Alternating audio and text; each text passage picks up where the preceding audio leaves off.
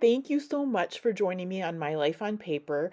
I am Brianna, and welcome to May I Scraplift You, where we scraplift someone every day of the month of May. And I chose Kim Ferguson with Kim Ferguson's stamps. I will have the link below to both her Facebook page, I'm sorry, to her YouTube channel as well as her Instagram. I love this layout. It is so fun because it's got stamping. So I took out right away a birthday stamp from close to my heart. It is called Confetti and Favors. It's rather old. It's D1012. I loved it back in the day, and it's just been sitting around, and I'm so glad to get it out and get stamping with it. I am excited to announce that the first Saturday in June, I will be starting up a hop. I've invited a bunch of my friends, and we're going to be doing different stamping techniques the first Saturday of every month, and that starts in June.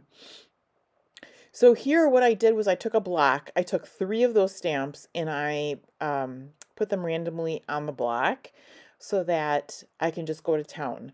I am using the Distress Oxide Wilted Violet, which is rather bright.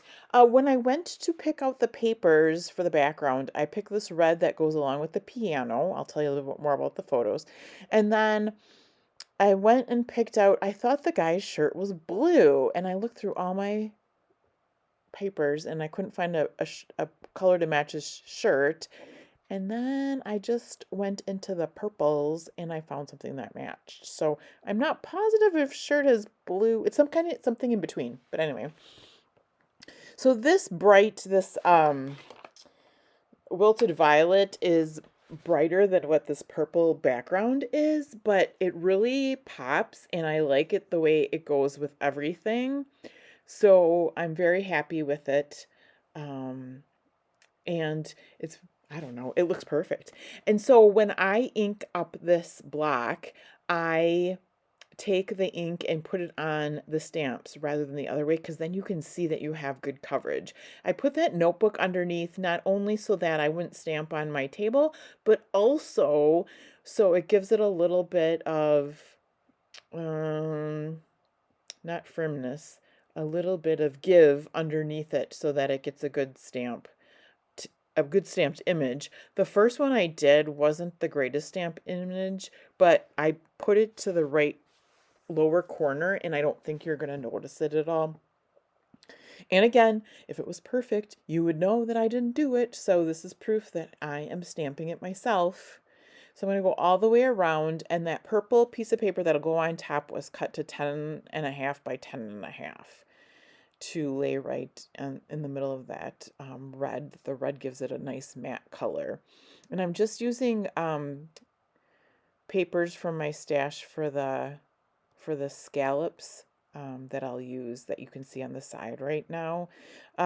Kim used a sketch by Christy from Christy's Beautiful Life, original by Christy. And I've actually done this one before, and it was with a Bare Naked Ladies concert, and it turned out really cool. This one is totally, completely different. Because it is a piano bar, I am using this Simple Stories stencil, and I am using Candied Apple Distress Oxide over the top of it. Now, on the video, it's hard to see this. In real life, you can see it much better, and I hope that you can see it real well in the end pictures. But I know it's really hard to see here on the camera. So I was just looking at Kim's layout and just kind of randomly putting some of these notes in kind of just like clusters all around the paper. So and then this brush that I have, I got on Amazon, and I just used some pressure to apply it with, not making anything perfect, obviously, but it does a good job of coverage on the paper. And then when I'm going to do maybe a couple more just to get that random coverage that Kim had. So then the next one I'm using is it's a coffee stain, and it kind of looks like on Kim's layout she has hot cocoa pictures on hers. I have an alcoholic drink in the piano bar. It was my daughter's 21st birthday. I've got another layout to go with that. And so this stamp is also close to my heart, and it's Coffee Stain B1316, also very old. But I tried the purple on the other side. I wasn't sure if I wanted to use it.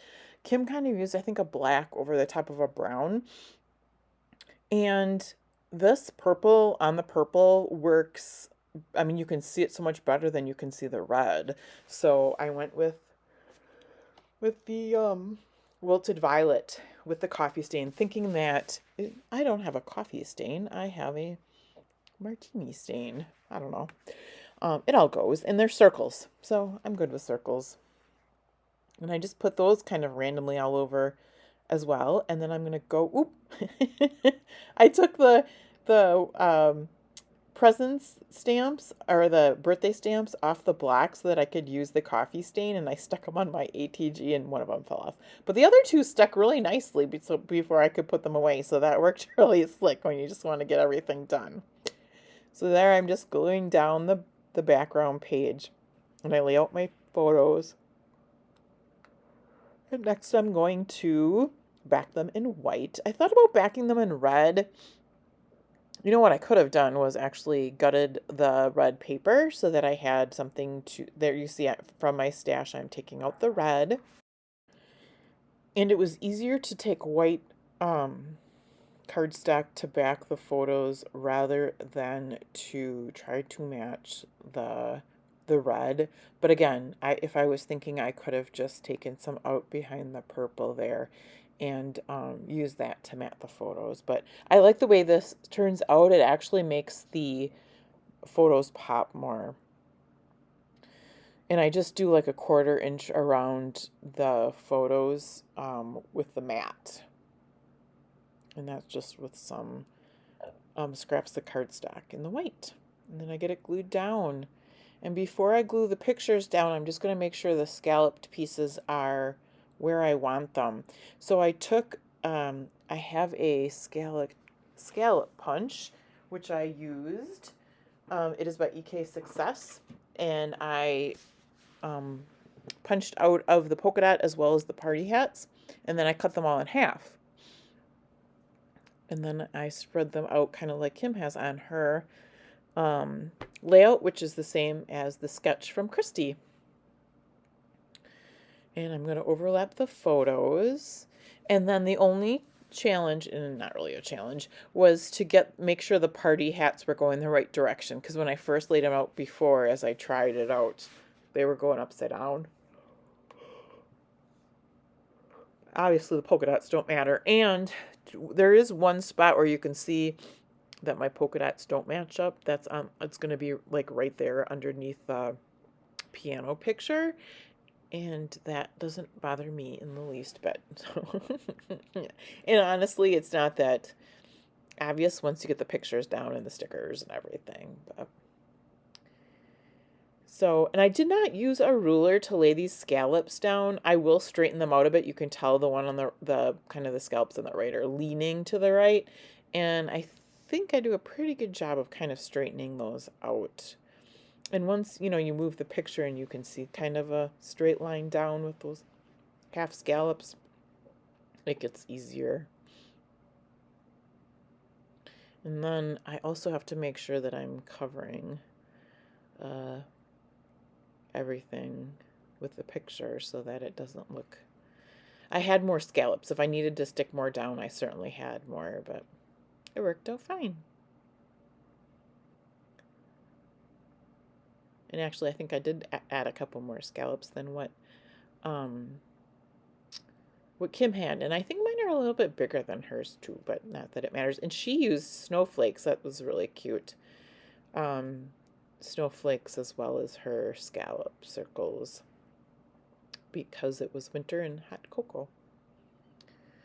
So I get these all tucked in there, and then after I do that, I get them glued down, and then after that, I will find my embellishments. I don't have a title on here. Kim didn't have one on her page either. And since the picture does say Red's Piano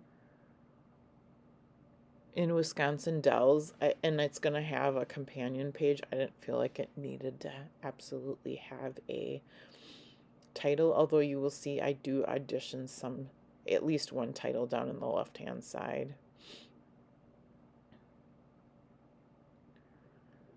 Make sure you check out below. There will be a playlist with all the May I Scraplift You people playing along.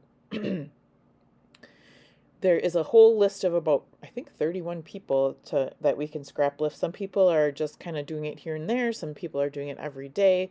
Some people are going straight down the list. Some people are mixing it up. So it's kind of fun not only to see who people are scrap lifting, but what they do with their scrap lift.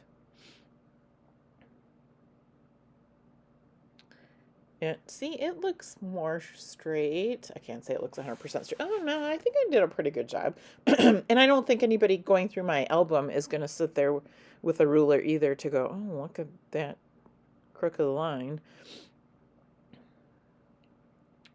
I get the photos down. And the polka dot papers are glittery, but I just used my normal amount of adhesive and it seemed to work just fine. Those are a lot of Paper Studio pieces that I have there. And the cake is Paper Studio, and that's what I'd end up deciding to go with. I just like the size of it. It's a birthday cake. She's having a birthday. It has a little bit of purple on it. I found these really super old Creative Memories stickers. I'm not exactly sure where I got them from, but they went nice as the additional embellishments. Kim had little cups of hot cocoa, so I figured the balloons were perfect. Balloons and hats were perfect in this space. So I am not playing along every day with this hop. I am trying to get them in as I am able. But thank you so much for sticking with me until the end. Stay tuned for the close-up shots. I hope that you have a fabulous day, and I will see you again soon for another video.